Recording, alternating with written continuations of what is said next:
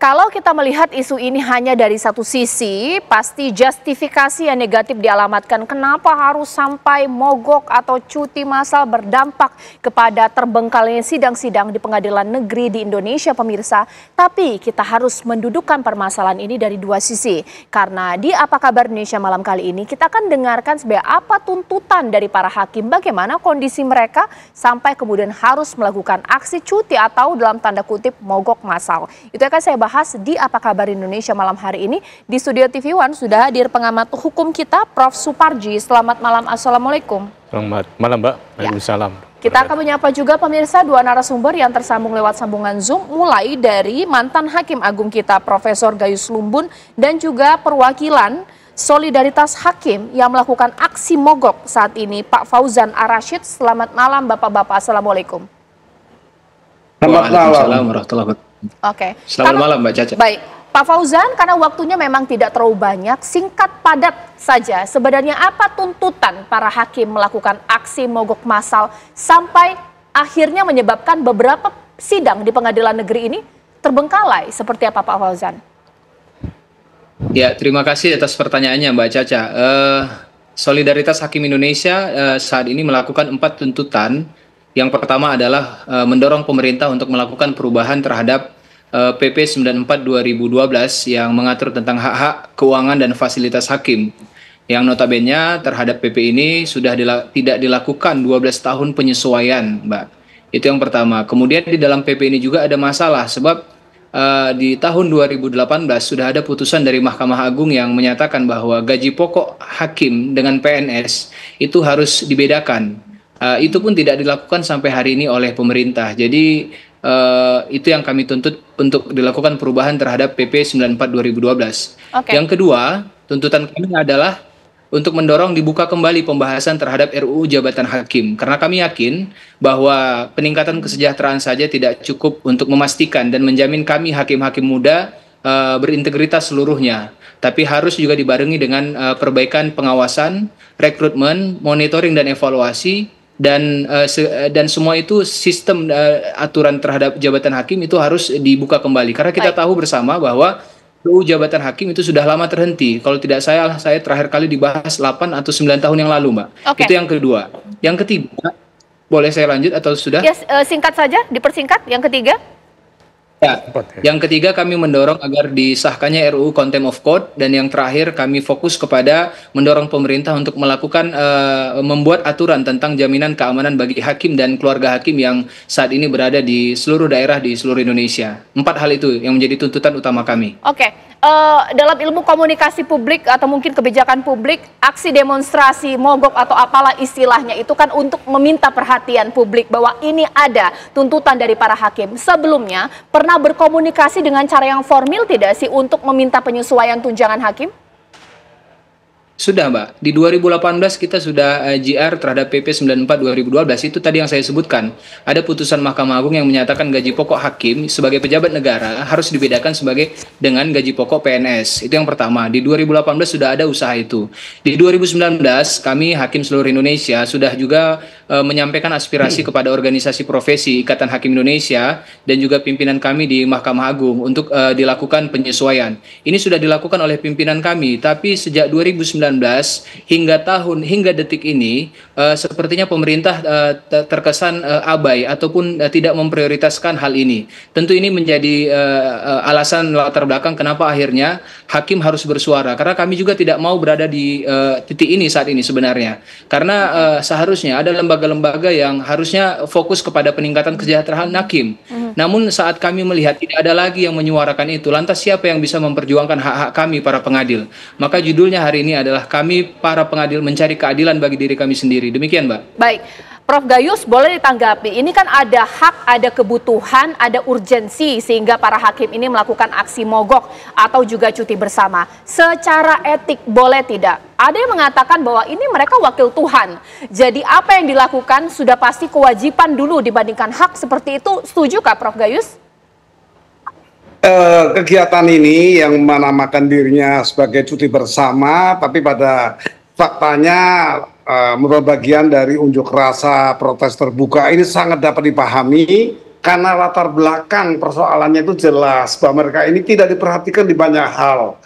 Tadi diungkapkan oleh perwakilan dari hakim menyebutkan hal-hal seperti itu, tapi saya tambahkan lagi, hakim ini sangat ASN ya, statusnya itu yang mempunyai beban tugas yang berat. Memutus perkara satu hari itu bisa beberapa perkara, dan diantaranya juga ada yang berat, dari hukuman ringan sampai hukuman maksimal, hukuman mati. Ini mempunyai dampak kepada kejiwaan, kepada kesehatan moral,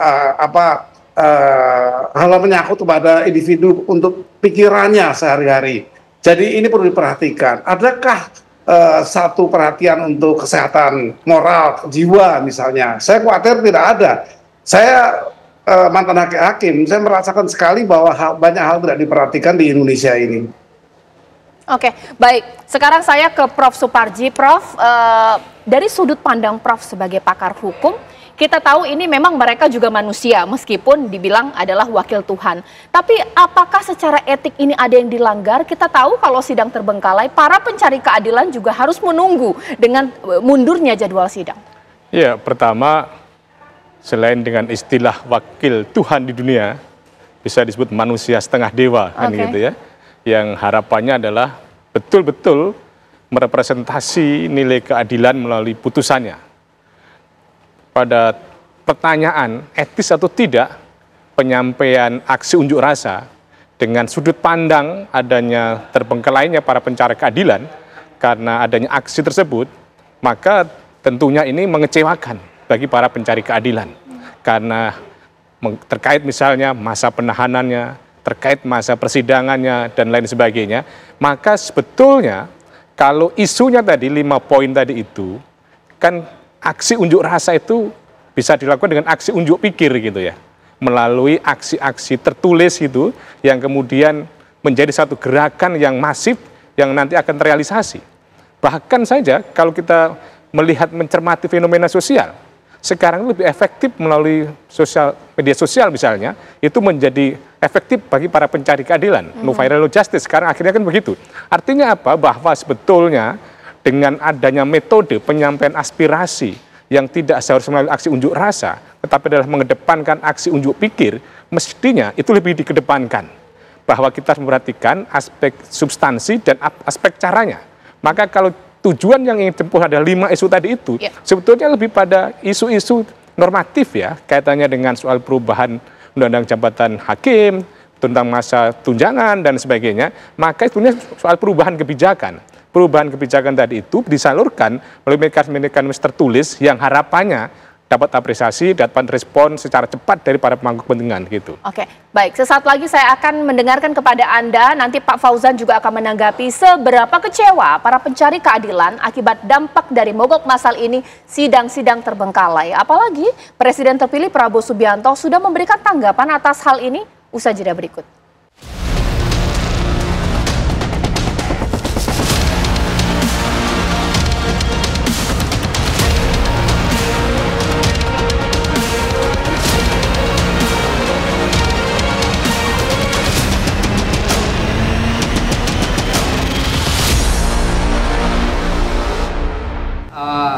Bagi para pencari keadilan itu terganggu. Contohnya kasus saya kemarin itu tentang dispensasi nikah. Jadi biasanya kasus dispensasi nikah itu kan membutuhkan cepat karena ada keadaan darurat, yaitu dari para yang izin nikah ini hamil. Jadi untuk cepat-cepat dinikahkan biar tidak terburu melahirkan. Nah karena ini ditunda untuk sampai minggu depan, akhirnya jadwal untuk mereka menikah akan mundur juga. Takutnya nanti malah keburu hamil, keburu melahirkan. Dia sebagai hakim yang mana merupakan aksi yang dilakukan ini merupakan pukulan yang berat bagi pemerintahan di Indonesia ini, karena sosok hakim yang seharusnya itu menjadi benteng terakhir pertahanan kita untuk keadilan itu justru berteriak dan menuntut terkait mengenai kesejahteraan dan haknya sebagai hakim yang selama ini 12 tahun itu tidak naik-naik. Artinya pemerintah abai di dalam proses kesejahteraan para hakim, sehingga menurut saya ini merupakan hal yang manusiawi dan wajar saja ketika para hakim melakukan aksi demonstrasi untuk menuntut haknya. Ibarat sebuah adagium hukum mengatakan pemirsa justitiae non est neganda non deferanda, keadilan tidak dapat disangkal ataupun juga ditunda. Apa yang Anda dengarkan tadi adalah merupakan keluh kesah para pencari keadilan yang terdampak akibat para pencari keadilan meminta keadilan. Pak Taufan boleh ditanggapi, Bapak mencari keadilan betul, kita apresiasi. Tapi para pencari keadilan juga terbengkalai haknya untuk mencari keadilan. Para kuasa hukum, para yang saat ini bermasalah dengan hukum, Pak Taufan. Ya, yang perlu dipahami adalah hakim-hakim ini bukan melakukan mogok ya. Jadi kalau mogok itu bisa diartikan sebagai dia harusnya bekerja dan ini dia tidak bekerja. Hakim-hakim ini mengambil hak cuti tahunannya. Kita ketahui bahwa setiap hakim di Indonesia itu punya hak cuti 12 hari dalam setahun. Yang mana jika hak itu diambil secara hukum itu sebenarnya tidak mengganggu hak orang lain. Jadi hak yang diambil oleh hakim-hakim yang melakukan cuti ini merupakan hak yang dilindungi oleh konstitusi. Sehingga yang kami harus pastikan di sini bahwa posisi kami adalah sedang memperjuangkan hak kami dalam hal ini yang sudah dilindungi oleh konstitusi dengan cara tidak melanggar hak masyarakat. Sama saja seperti pegawai pajak, pegawai Dinas Dukcapil mungkin yang cuti. Semua PNS punya hak cuti. Jadi kami bisa pastikan, Mbak, hakim-hakim yang melakukan mogok ini, mohon maaf, hakim-hakim yang melakukan cuti bersama ini melalui prosedur yang resmi, di mana hakim itu mengambil hak cutinya dalam setahun yang 12 itu untuk dalam bentuk solidaritas ini, sehingga ya itu adalah bagian dari hak yang juga dimiliki oleh para hakim dan tidak bisa kita bilang ini mengganggu hak orang lain sebab itu diatur oleh peraturan gitu. Ya, Prof. Suparji, tanggapi. Ya, saya kira bisa dipahami ya bahwa memang sebagai pegawai punya hak untuk cuti ya, ada waktu untuk bisa cuti. Dan kemudian yang jadi persoalan kan kita saksikan tadi ada beberapa pengadilan yang akhirnya tidak bisa berlangsung persidangannya. Yang itu dampaknya sangat luas gitu tadi. Sangat sederhana, sangat luas dalam arti tertunda sehari saja bisa menimbulkan dampak yang luas soal kelahiran, soal keburu lahir dan sebagainya. Karena sekali lagi bahwa pencarian keadilan tidak boleh ditunda, tetapi bukan berarti mengabaikan penuntutan atau kewenangan untuk menuntut haknya tadi itu. Hukum kadang tidur, tetapi hukum tidak boleh mati. Kalau kemudian pada suatu hari misalnya tidak ada persidangan, kan itu kan membahayakan bagi para pencari keadilan. Sekali lagi adalah bagaimana kita mengkompromikan antara kepentingan ya subjektif untuk menuntut haknya tadi itu, tapi pada sisi yang lain adalah bagaimana menempatkan diri sebagai representasi yang secara ideal adalah wakil Tuhan di dunia, yang kemudian secara konfiguratif adalah sebagai satu kekuasaan yudikatif yang sangat memiliki posisi strategis. Maka untuk itu adalah jalur-jalur mestinya tidak boleh cuti bersama secara keseluruhan atau tidak-tidaknya tidak ada sidang yang tertunda sehingga para pencari keadilan tidak tertunda untuk memperoleh keadilannya tadi itu. Oke, Prof. Gayus, kondisi hakim miris dengan remunerasi atau juga tunjangannya, masyarakat lebih miris lagi, Prof. Bagaimana kemudian melihat dengan beberapa sidang yang tertunda ini? Saya memperhatikan banyak pengadilan yang juga tidak bergabung dengan cuti bersama, tapi masih bertugas. Kalau memang hal itu menyangkut kepentingan yang sangat penting, habisnya masa tahanan, dia akan bebas demi hukum dan sebagainya. Tapi saya ingin mengingatkan tadi Profesor Suparji tadi harus hati-hati dalam berpendapat ya. Kalau dia mengatakan hakim tidak layak seperti itu untuk cuti, saya ingatkan bahwa dosen itu pada bulan April juga demo membangun tenda itu karena ingin diangkat sebagai PNS. Itu dosen. Nah, Pak Suparji kan dosen ini. Merasakan nggak bahwa layak tidak mengenai pikirannya dosen-dosen itu akan mengganggu mahasiswanya? Coba tolong dijawab itu. Jadi jangan sepihak saja. Kita memaklumi, ini saya jelas minta diangkat jadi PNS, dosen unjuk rasa dan bangun tenda di trotoar. Ini bunyinya, ini Detikcom ini. Bulan kemarin April. Jadi tolong ya, kita ada keseimbangan pikiran yang waras. Kalau orang itu memang terjepit sesuatu kepentingan dengan supaya bisa tercapai ya itu kan tentu itu unjuk rasa tuh hal yang biasa kok sekarang tentu mereka punya aturan siapa yang tugas siapa yang tidak ya. Dosen tentu begitu, Pak Suparji mungkin nggak ikut pasang tenda waktu itu. Ya. Oke, ditanggapi. Apa kamu ditanggapi, Prof? Baik. Jadi tadi saya menyampaikan bukan berarti tidak boleh cuti gitu ya. Tidak boleh cuti. Saya mendukung bahwa itu hak cuti yang dilindungi oleh undang-undang gitu. Saya kira clear tadi. Jawaban saya seperti tadi itu. Kemudian yang kedua, saya mencermati tentang faktanya tadi. Yang ada di dalam media tadi, ada persidangan yang terbengkalai kan gitu loh.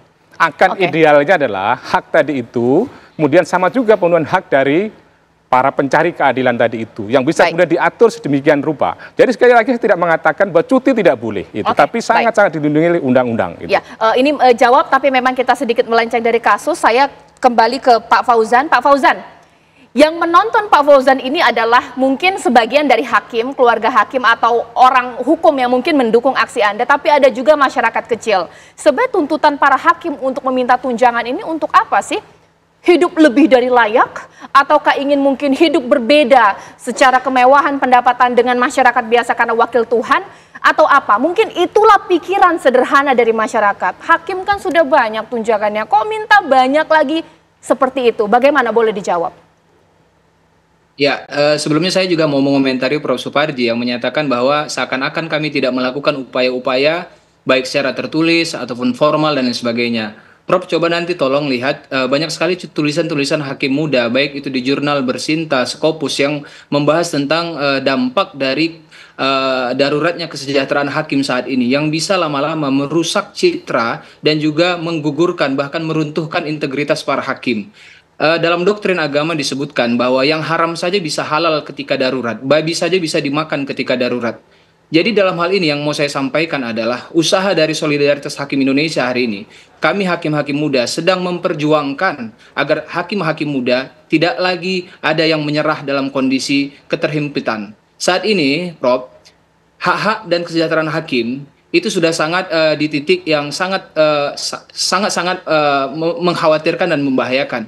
Bayangkan bagaimana hakim bisa serius dalam memeriksa para saksi, memeriksa alat-alat bukti di persidangan, kalau pikirannya masih terganggu dengan bagaimana keadaan sekolah anak-anaknya, bagaimana keamanan keluarganya yang menunggu di rumah, bagaimana tentang transportasi, bagaimana tentang jaminan kesehatan, bagaimana pula jika ada hakim yang di Aceh, kemudian diberikan penempatan kerja di Papua. Bagaimana pikirannya untuk pulang dalam lebaran misalkan 1 tahun sekali. Sehingga banyak sekali rekan-rekan kami, para hakim di Indonesia ini, yang hanya bisa pulang 3 tahun sekali. Banyak juga hakim yang karena harus menabung demi masa tuanya, itu harus berpisah dengan anak dan istrinya. Karena jika membawa anak dan istrinya ke daerah, itu tidak cukup lagi dananya, Prof.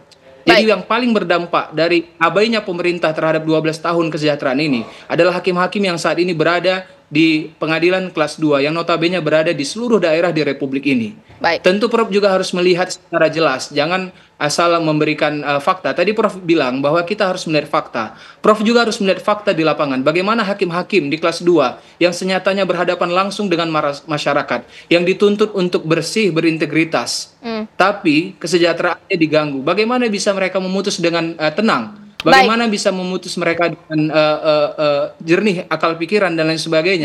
Tentu fakta-fakta ini tidak harus dilihat dari satu sudut pandang saja.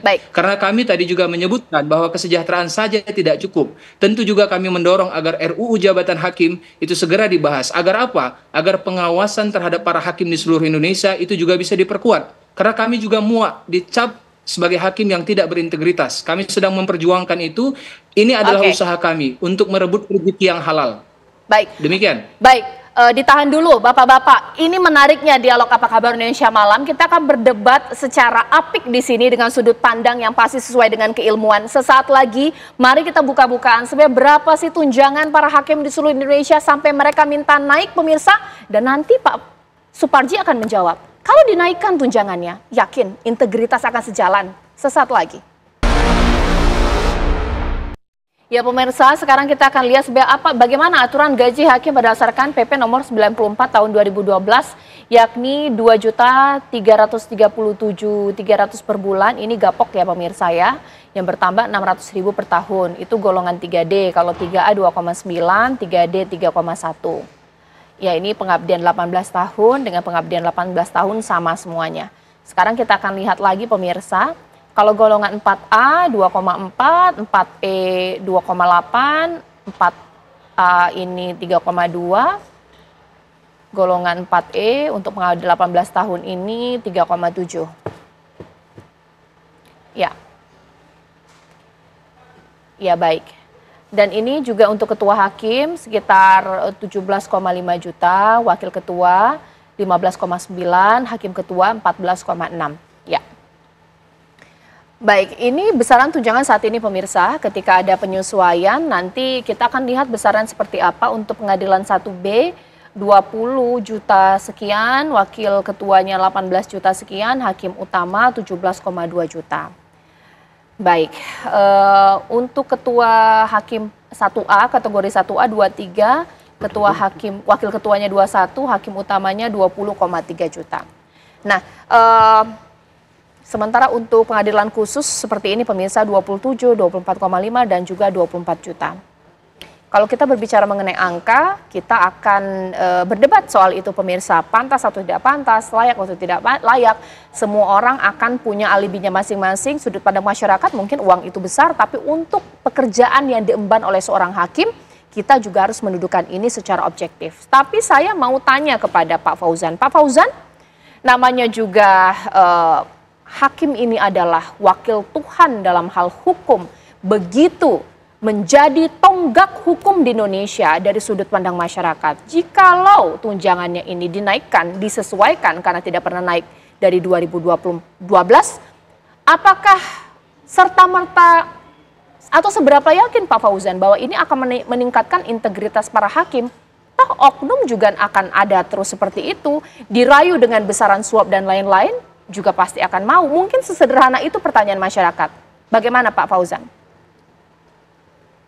Baik, terima kasih Mbak. Yang perlu kita pahami adalah pembagian kekuasaan di negara kita ini ada eksekutif, legislatif, dan yudikatif. Dan hakim itu berada di wilayah yudikatif. Jadi untuk melihat seberapa besar sebenarnya kelayakan terhadap tunjangan hakim, itu harus disesuaikan dengan jabatan yang selevel dengannya. Hakim itu adalah pejabat negara. Dalam hari ini sepertinya lebih layak jika dibandingkan dengan anggota dewan misalkan ataupun pejabat-pejabat negara lainnya yang ada di Republik ini. Jika salah satu pilar ini tidak diistimewakan, artinya ini akan membuat masalah tersendiri bagi keadilan itu sendiri. Jadi itu yang perlu difahami bahwa hakim itu bukan PNS. Hakim adalah pejabat negara yang hak-hak konstitusinya, hak-hak dasarnya itu sudah dijamin oleh negara. Kemudian terhadap kepastian apakah kesejahteraan itu akan menjamin integritas para hakim itu bisa terjaga. Perlu dipahami bahwa kesejahteraan itu bukanlah satu-satunya yang kami tuntut. Kami para hakim muda juga menuntut perbaikan pengawasan terhadap hakim. Untuk itu kami mendorong pemerintah dan juga DPR untuk segera melakukan pembahasan, melanjutkan pembahasan RUU jabatan hakim yang A to Z-nya hakim itu dibahas di situ. Baik dari rekrutmen yang bersih, monitoring dan evaluasi terhadap kinerja, begitupun tentang pengawasan, begitupun tentang hak-hak lainnya. Karena kami yakin, Mbak, bahwa kesejahteraan itu bukan satu-satunya variabel yang bisa menentukan hakim akan berintegritas. Tentu harus dibarengi dengan perbaikan sistem pengawasan itu sendiri. Pak Fauzan, demikian, ini harus beriringan, tidak bisa dipisahkan. Ini karena waktunya singkat sekali, terakhir untuk Pak Fauzan pertanyaan, ini kan ada jadwal ya untuk melakukan aksi cuti ini 7 sampai 11 Oktober. Sementara Presiden terpilih Prabowo Subianto kan sudah angkat bicara dan akan memperhatikan. Nah, ini mau dilanjutkan tetap sampai tanggal 19 dengan konsekuensi sidang-sidang pasti banyak akan terbengkalai. Meskipun kita tahu ya hak untuk cuti dan lain-lain, ini seperti apa? Ya, kami pastikan tidak ada sidang yang terbengkalai, Mbak. Sebab sidang-sidang yang sudah dijadwalkan sejak lama dan juga sidang-sidang yang membutuhkan penanganan cepat. Kami mendorong hakim-hakim yang lain yang harus juga segera menyelesaikan itu. Itu yang pertama. Kemudian terhadap tanggapan kami atas yang tadi yang kami dengarkan di DPR terkait dengan kesiapan Presiden terpilih untuk memperhatikan hal ini. Tentu kami dari Solidaritas Hakim Indonesia sampai dengan detik ini akan terus melanjutkan perjalanan audiensi yang telah kami jadwalkan. Kami akan melakukan silaturahmi kepada beberapa tokoh nasional, tokoh-tokoh agama dan tokoh-tokoh politik. Dalam hal ini juga kami juga akan tetap melakukan visit terhadap media-media yang kami anggap juga patut untuk kami temui agar informasi terhadap urgensitas ini segera harus tuntutan kami dilaksanakan, itu penting. Jadi sampai hari ini kegiatan sampai hari Jumat di Jakarta akan tetap berlanjut, dan rekan-rekan yang sudah mengambil cuti di daerah juga akan tetap berlanjut, dan tentu untuk perkara-perkara yang penting kami tetap mendorong seluruh hakim di Indonesia agar memperhatikan perkara-perkara yang penting ataupun yang sudah dijadwalkan sejak lama, jangan sampai itu terbengkalai. Jadi kami itu dorongan kepada seluruh rekan-rekan hakim di seluruh Indonesia.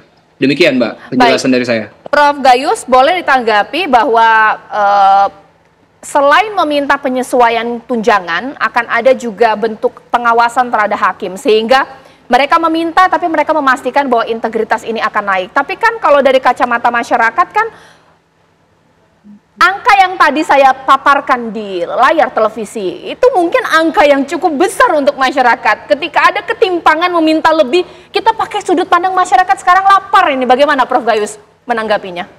Tadi itu akan, belum tadi angka di bawah itu akan. Tolong diulang itu. Yang saya pastikan ada golongan 4. Saya golongan 4D, 4E ya. Itu mendapat tunjangan tidak lebih dari 10 juta yang lalu. Itu istilahnya remunerasi atau tunjangan jabatan. Anak saya itu hakim pemula, itu hanya 2,5 juta ketika tahun 2012. Ya, itu kira-kira pandangan, jangan dibanding sama dosen swasta. Dosen swasta seperti Pak Suparji itu ya besar gajinya, nggak ribut dia. Tapi ada juga dosen yang sampai buka tenda kan. Tolong kalau mau berpendapat itu seimbang. Harus apple to apple, ya, jangan menyimpang dirinya sama orang lain. Ya, itu saya ingatkan itu. Baik, sekarang boleh juga ditanggapi, Prof. Bagaimana ya kalau kita melihat kalau masyarakat kemudian menjadi bagian atau mungkin kita melihat sudut pandang masyarakat, adil tidak sih untuk masyarakat hal seperti ini? Ya, saya kira kan keadilan itu harus dengan sudut pandang yang objektif kan itu ya. Bagaimana kinerja dan bagaimana aturan yang ada kan gitu. Saya kira aturan yang ada pada waktu itu sudah memperhitungkan kan. Nah kemudian ketika sekarang ada soal revisi, ya menurut saya yang patut diperjuangkan adalah bagaimana dengan mekanisme formal kan gitu. Kalaupun tadi dijawab bahwa sudah pernah ada itu, saya kira tinggal diperkuat saja. Tanpa harus ada kemudian aksi cuti bersama. Keadilan tertunda sama saja dengan tidak ada keadilan. Yang artinya tidak boleh ada keadilan yang tertunda. Jadi untuk itu menurut saya mengapresiasi upaya membela hak-haknya tadi.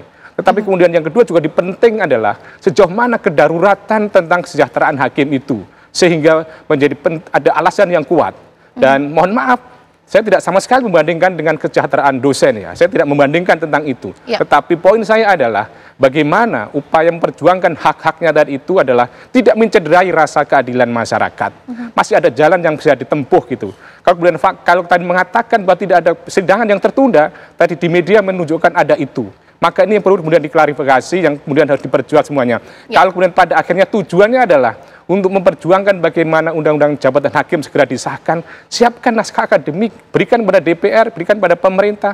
Kalau kemudian ada revisi tentang PP, berikan sodoran PP yang tepat dan sebagainya. Menurut saya adalah harus dengan cara-cara cerdas, dengan cara-cara yang tepat, supaya kemudian tidak mencederai rasa keadilan masyarakat. Gitu. Baik, terima kasih Prof. Suparji, terima kasih Pak Fauzan, terima kasih Prof. Gayus. Kita tunggu nanti bagaimana kemudian tindak lanjut dari tuntutan para hakim tersebut, pemirsa. Apakah benar nanti akan dilanjutkan hingga tanggal 11, ataukah mungkin menimbang bahwa ada tindak lanjut kembali berjalan seperti biasa. Pengadilan-pengadilan kemudian tanpa ada sidang yang terganggu. Seperti kita ketahui ada gium hukum mengatakan bahwa judex sed lex laguens, hakim adalah hukum yang berbicara. Kita harapkan hakim bisa berbicara layaknya seperti sedia kala tanpa akan ada aksi demonstrasi ataupun juga mogok massa.